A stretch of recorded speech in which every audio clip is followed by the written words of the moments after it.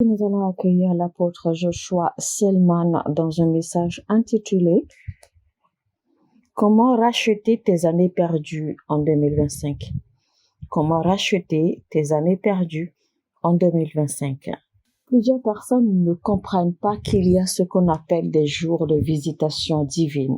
Rappelez-vous cette dame dans le livre de Luc chapitre 18.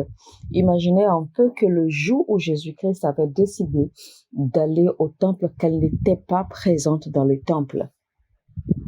Eh bien, elle aurait raté cette saison de sa bénédiction pour toujours. Il nous parle également de cet homme qui était complètement alité et paralysé, au point où ses frères qui désiraient ardemment sa guérison, d'accord, ont trouvé un moyen presque impossible ou un moyen fou de faire entrer leur ami en contact avec Jésus-Christ. Et ces amis ont compris que la présence de Jésus-Christ dans leur ville, dans leur cité, eh bien, était la plus belle opportunité de leur vie pour que leur ami soit guéri. Et ils étaient prêts à tout pour que leur ami retrouve sa guérison. Ils ont déchiré le toit de la maison où Jésus-Christ se trouvait, là où Jésus-Christ était en train d'enseigner la parole et qu'il y avait toute une foule autour de lui. Eh bien, les amis de cet homme, parce qu'il n'y avait pas d'entrée, il n'y avait pas d'issue pour accéder, d'accord, en fait, à l'intérieur. Et donc, ils ont déchiré le toit de la maison et ont jeté leur ami qui était déjà paralysé. Ils l'ont jeté à travers le toit à l'intérieur pour attirer l'attention de Jésus-Christ. Et donc, ils étaient prêts à prendre n'importe quel risque parce qu'il faut reconnaître quand même que, eh bien, jeter un homme qui est déjà complètement perclus des pieds et des jambes et des bras et que vous le jetez encore à travers le toit d'une maison, eh bien, ce dernier risquait de mourir parce qu'il pouvait tomber sur sa tête et se briser le cou, et etc. Mais ils ont quand même pris ce risque à cause de leur foi, parce qu'ils savaient que peu importe ce qui lui arrivait à ce moment-ci, eh bien, une fois en contact avec Jésus-Christ, eh bien, qu'il allait retrouver sa santé et qu'il allait retrouver sa vie. Donc, ils étaient prêts à tout pour que leur ami retrouve la santé. Et donc, ils sont allés au bout de leurs idées. Ils sont allés au bout de leur... Quand on prend également la femme qui coulait le sang pendant 12 années, voilà également un autre cas de foi, d'accord, dans la Bible. Eh bien, Jésus-Christ se rendait à la maison du centenier, rappelez-vous, quand cette femme a interrompu le voyage de Jésus-Christ. Sur la voie, elle a interrompu le voyage de Jésus-Christ. En temps normal, ce voyage n'était pas destiné pour cette femme. Ce voyage était destiné pour l'enfant du centenier. Et donc, cette dame a su que c'était un moment crucial. Elle a su que si jamais elle ratait cette saison, ce moment-ci pour être guérie, pour mettre en application sa foi, eh bien, qu'elle n'aurait peut-être plus jamais une autre chance de voir ou de croiser Jésus-Christ de cette façon. Et la fille du centenier avait 12 ans. Et la fille du centenier était déjà décédée, mais Jésus-Christ devait aller, d'accord, ramener cette petite à la vie. Le problème de la dame également avait été un problème de 12 années aussi. Elle avait compris que si elle ne prenait pas sa chance à ce moment-là, qu'elle ne l'aurait peut-être plus jamais. C'est alors qu'elle s'est dit que si seulement elle pouvait toucher le bout du vêtement de Jésus-Christ, et ça c'était une foi terrible, qu'elle serait guérie. Donc elle n'avait pas forcément besoin que Jésus-Christ la regarde ou que Jésus-Christ la touche, mais elle s'est dit que puisqu'il est en train de se rendre chez le centenier, si seulement je pouvais me faufiler, d'accord, dans la foule, et toucher le bout de ses vêtements seulement, je serai guérie. Et donc cette femme, malgré son état de puanteur, malgré son état faible, malgré sa santé, eh bien, elle a pu se faufiler au milieu d'une foule intense qui suivait Jésus-Christ. Elle a pris ce risque. Elle pouvait tomber, elle pouvait être piétinée, elle pouvait être blessée, elle pouvait même perdre la vie en essayant, d'accord, d'atteindre Jésus-Christ, mais elle a accepté de prendre ce risque. Elle s'est faufilée, couverte et cachée, elle s'est faufilée. Elle ne s'est pas fait remarquer jusqu'à ce qu'elle arrive à toucher le bout du vêtement de Jésus-Christ.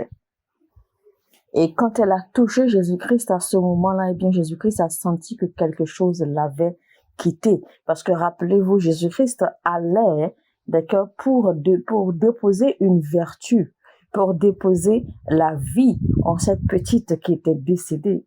Donc, il allait pour un but précis. Donc, il portait une onction particulière quand il allait se rendre chez le centenier pour ramener sa fille à la vie. Et donc, quand cette femme l'a touché, eh bien, Jésus-Christ a senti que quelque chose, que ce qu'il transportait l'avait quitté pour quelqu'un, d'accord, pour qui il n'était pas préparé. C'est pour cela que Jésus-Christ a demandé à ses disciples qui l'a touché. Et pourtant, ils étaient au milieu d'une foule, donc tout le monde pouvait le toucher, n'importe qui pouvait le toucher. Mais il ne ressentait rien, rien ne le quittait pour les autres. C'est-à-dire que rien d'aussi important ne le quittait, mais il a fallu que cette femme, avec cette foi, le touche pour que même Jésus-Christ le sente. Donc, il a senti que cette femme, que quelqu'un avait tiré de la vertu, que quelqu'un avait tiré de la vie de lui. Alors, quand tu vas parcourir ta Bible du début jusqu'à la fin, eh bien, l'histoire nous parle beaucoup de ceux-là qui ont mis leur foi en action. Et ceux-là, la plupart de ceux-là qui étaient vraiment préparés et qui ont compris leur saison de visitation divine, qui ont compris que voici le moment où ils seraient bénis, eh bien, ils n'ont jamais été déçus. Ils ont tous été satisfaits en mettant leur foi en action, en comprenant que voici le moment, voici la saison, voici leur dernière chance pour recevoir leur miracle, et ils n'ont pas été déçus. Par exemple, Bartimée l'aveugle, le jour où Jésus-Christ passait encore par Jéricho, eh bien, c'était la dernière fois, parce que Jésus-Christ était dans la ville depuis. Mais il n'était pas passé par, il n'était jamais passé par là où Bartimée l'aveugle se trouvait. Et c'était la dernière fois ou le dernier jour où Jésus-Christ passait par Jéricho pour aller là où il devait se rendre. Quand il est passé par là où l'aveugle Bartimée, d'accord, se trouvait ou se posait régulièrement, quotidiennement pour mendier. Donc, voici un aveugle qui ne pouvait pas voir, mais il a entendu des murmures, il a entendu des rumeurs que Jésus-Christ était en train de passer. Et donc, il prêtait oreille, il prêtait attention pour que dès qu'il sent que, parce que quand il entendait les murmures, il entendait les rumeurs, que voici Jésus-Christ, que cet homme qui guérit, que le Sauveur, le Messie, qu'il était dans la ville et qu'il passait. Donc, Bartimée l'aveugle s'est positionné, d'accord, sur le chemin où Jésus-Christ allait passer, parce qu'il s'était préparé, parce qu'il avait compris que s'il ne profitait pas de ce moment pour recevoir son miracle, pour recevoir sa vue à nouveau, eh bien, qu'il n'allait peut-être jamais avoir la chance ou l'opportunité de croiser Jésus-Christ à nouveau. Et donc, il a saisi sa chance. Il a compris que c'était le moment pour lui, après plusieurs années, d'avoir l'opportunité, d'avoir le Messie dans sa ville. Donc, il a compris. Et puisqu'il a compris, puisqu'il savait que Christ, que Jésus était le Fils de Dieu, donc certainement, il entendait déjà parler de Jésus-Christ et qu'il a déjà étudié l'histoire de Jésus-Christ. Certainement déjà entendu parler de lui et de ses œuvres, de ses miracles, etc. Donc, il s'est préparé pour le jour où la chance lui sourirait de croiser Jésus-Christ lui-même. Et quand c'est arrivé, il n'a pas hésité, malgré les contestations, malgré les oppositions, malgré que la foule essayait de le faire taire, malgré que les gens essayaient de l'intimider à cause de sa position. Il n'a pas gardé silence, il n'a pas cessé de crier. Il ne voyait pas, mais il a tout fait pour que sa voix porte, pour que Jésus-Christ, partout où il est, s'il est dans l'environnement, qu'il puisse l'entendre. Cela est arrivé. et Bartimée a reçu son miracle. Donc aussi rapidement dans cette révélation, il faut garder à l'esprit ceci. Il faut toujours faire attention, d'accord, aux gens qui vous entourent et qui vous découragent lors de vos moments, lors de vos saisons de visitation. Que quand vous le comprenez, eux, ils peuvent ne pas le voir. Eux, ils peuvent ne pas le comprendre. Donc, faites attention à ceux, d'accord, qui essaieront de vous décourager. Parce que si jamais vous les écoutez, si jamais vous leur permettez de vous décourager, de vous faiblir dans votre foi, eh bien, ils ne seront pas là pour porter les conséquences du retard avec vous. Beaucoup de personnes ou plusieurs personnes ont raté les opportunités de vie, les opportunités de réussir. Beaucoup ont raté des opportunités, d'accord, qui auraient pu leur ouvrir des portes de grandeur, des opportunités qui auraient pu leur donner des connexions, d'accord, pour une transformation, pour un changement de vie. Mais ils ont échoué, ils ont perdu, d'accord, ces opportunités parce qu'ils n'ont pas été sensibles, au moment, parce qu'ils n'ont pas été sensibles, d'accord, pour en fait discerner leur moment, d'accord, d'agir ou leur moment de visitation divine. De la même façon, il y a plusieurs hommes de Dieu, plusieurs jeunes hommes de Dieu, d'accord, qui ont eu les opportunités, qui ont eu la chance de croiser des hommes de Dieu, de croiser des pères, d'accord, des pères dans la foi, hein, qui en temps normal portaient c'est-à-dire le manteau ou l'onction ou la grâce, d'accord, qu'il leur fallait pour exceller dans la vie, pour exceller dans le ministère, pour exceller dans leur destin. Mais par négligence ou peut-être par trop de familiarité, eh bien certains jeunes hommes de Dieu ont manqué des opportunités, ont manqué de saisir, de profiter de certains moments précieux, d'accord, qui se sont ouverts à eux de par la présence de certains pères dans la foi. Et pourtant, ils en ont eu l'occasion, ils en ont eu l'opportunité. Ils ont eu la chance, d'accord, de croiser leur chemin. Mais ils n'ont pas su maximiser, eh bien, ce moment comme il le faudrait parce qu'ils ont manqué certainement de discernement, ils ont manqué de foi et ils ont peut-être aussi manqué de jugeote, d'accord, pour en fait comprendre leur saison de visitation divine afin d'en profiter au maximum. Il est donc important, d'accord, de faire attention au temps et les saisons. Il faut être sensible et discerner vos saisons de bénédiction et apprendre à vous connecter. Rappelez-vous quand le moment de la prise du prophète Élie approchait, quand le moment de son enlèvement approchait, eh bien, il y avait les fils de prophètes qui le connaissaient, qui le voyaient toujours et qui étaient toujours autour de lui. Mais les fils de prophètes, en fait, n'ont pas su maximiser ce moment parce que ils n'ont pas vu venir l'enlèvement du prophète Élie. Ils ne l'ont pas senti parce qu'ils se sont laissés trop familiers, en fait, à l'environnement de grâce et d'onction du prophète Élie. Alors que Élisée, le serviteur proche du prophète Élie, eh bien, connaissait très bien son maître. Il maîtrisait les mouvements de son maître. Il pouvait pressentir, il pouvait voir, d'accord, les agissements de son maître et il avait compris que quelque chose se préparait. Donc, il avait ce sens d'observation très aigu et il avait également l'intuition très poussée. Et donc, Élisée, en fait, avait compris que son maître était sur le point d'être enlevé, que bientôt son maître ne serait plus avec lui. Et donc, puisqu'il avait déjà nourri le désir pendant des années qu'il servait son maître, de recevoir ce manteau, de recevoir cette même onction, d'être au service de l'Éternel comme son maître l'a été, eh bien, il a travaillé pour cela. Il s'est préparé pour cela. Et quand le moment était venu, eh bien, il n'a pas lâché son maître. Il n'a pas quitté son maître des yeux. Il l'a suivi partout où son maître se déplaçait. Il s'arrangeait toujours pour le suivre au pas, parce qu'il ne voulait pas rater ce moment-là de sa visitation à lui.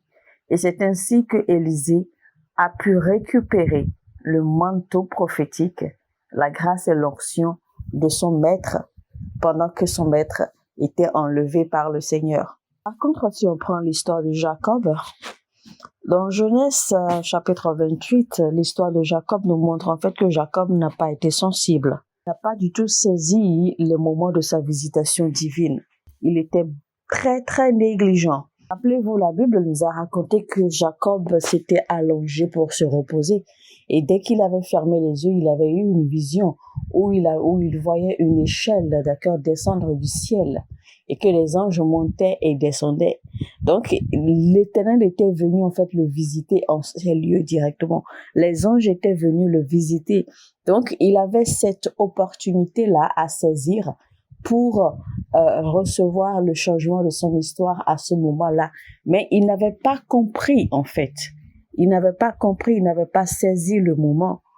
Et c'était à son réveil qu'il avait compris que quelque chose venait de se produire, qu'une saison venait de s'ouvrir à lui et qu'il n'a pas su saisir. C'est alors qu'il a dit, le Seigneur était ici et je n'ai pas su. Vous voyez, donc, rater de ces moments précieux de visitation, eh bien, cela a des conséquences, évidemment, sur votre changement ou sur votre transformation. Eh bien, les conséquences d'avoir raté ce moment précieux dans sa vie, Jacob en a payé le prix très cher, d'accord, en passant 20 années de sa vie, 20 années d'esclavage dans la maison de Laban, parce qu'il avait raté cette première occasion de sa visitation. Maintenant, l'occasion s'est présentée à nouveau après une autre saison de 20 années. Et là, on va comprendre cela dans Genèse chapitre 32. C'est pour cela que quand enfin Jacob avait quitté Laban et qu'il s'était retrouvé seul et que très tôt le matin, en fait, l'ange était venu encore le visiter, eh bien, il a saisi l'ange. Il a lutté avec l'ange parce qu'il s'est dit, il a raté cette opportunité une première fois, cela lui a coûté des années d'esclavage. Eh bien, cette fois-ci, il n'allait pas rater l'occasion une seconde fois. C'est pour cela que Jacob a lutté avec l'ange parce qu'il a dit, maintenant que tu es arrivé encore me visiter, eh bien, tu ne partiras pas tant que tu ne m'auras pas béni. Tu ne partiras pas tant que tu n'auras pas changé mon histoire. Et enfin, sa lutte a eu gain de cause. Enfin, l'ange l'a béni. L'ange a changé son nom. Donc, son changement de nom, en fait, n'a pas simplement été un don ou un cadeau que l'ange lui a fait. Mais c'est parce qu'il a su reconnaître ce moment, cette saison, et qu'il en a profité, il l'a maximisé comme il le fallait, et il en a reçu, eh bien, sa bénédiction, sa transformation. Alléluia. Ce sont là quelques histoires, quelques actes de foi, d'accord, en fait, pour nous montrer combien il faut être sensible, combien il faut avoir le discernement pour reconnaître, d'accord, et maximiser les moments, les saisons de visitation, d'accord, quand l'heure sonne pour vous, afin de ne pas rater cela, parce que rater cela, eh bien, porte une conséquence très lourde sur votre vie et sur votre destin.